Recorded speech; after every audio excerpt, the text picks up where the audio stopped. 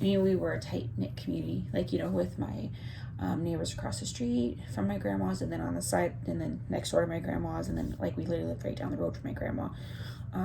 They were always willing to, like, help. And so, like, I think that's like why I am willing to help, is because, like, we were just so close and tight knit, and there was nothing that, like, we didn't do to help each other.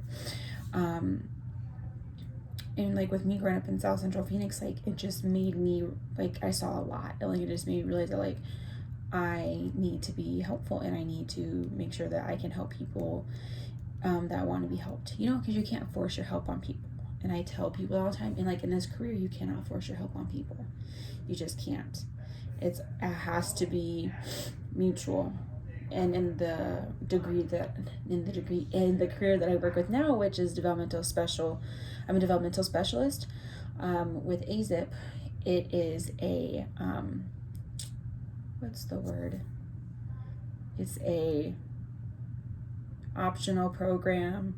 Nobody forces you to be in it, so like it's all up to you.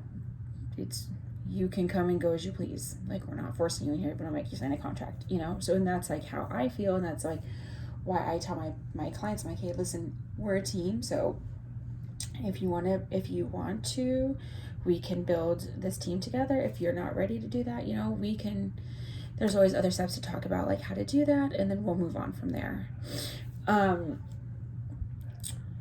What else? I think when I'm looking at like why I also have chosen this career, I just like love helping my clients, like when they finally like get something and it clicks for them. That's super important. Like, it lets me know that I'm doing my job right. Like, that's so important. And if you go back to when we took our personality tests, like I want to say is in like lesson or module 2 or 3. This one test always stuck with me, like the Ravenclaw one, because like I'm not used to being Ravenclaw. I'm used to being a Gryffindor, but that's okay. I've accepted the Ravenclaw, like where I'm like, I have a good work ethic and I'm kind, which goes hand in hand with my career, because I have to have a great work ethic and I need to be kind and passionate, like when working with my clients. If I'm not, then like why am I in that career anyway? That's just like how I would look at it. And also, I don't know, I just love the career that I have chosen. And it's a passion for me. It's not a career, it's a passion, because like I love helping individuals with developmental disabilities. Like, I love helping them like get new concepts down that they didn't know before, and I love helping them find ways to communicate effectively with their families. Like, that's it for me. Like that is my passion. So and it means the world to me. As far as education, you do have to do a bachelor's of science degree in speech and hearing science. I did mine at ASU. It's great. It's a hard program, but it's definitely a great program worth doing. And to do your SLPA, you do have to have 100 hours of observational, and then you have to have your first aid, CPR, Article 9 fingerprint clearance card. You have to have all of those, you have to have all of that in order to be an SLPA and an SLP.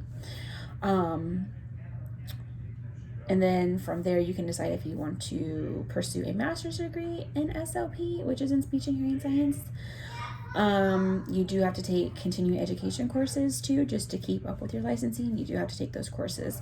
If you don't, then you could lose your licensing, which you don't want to do that because like the fees are expensive. So just, take the courses.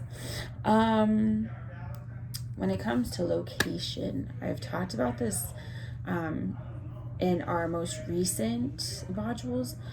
The location for me is super, super important. It would either be Arizona, Portland, Oregon, or California. And here's my little mini me. You say hi? Say hi.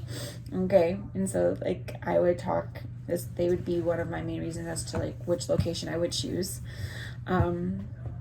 So yes,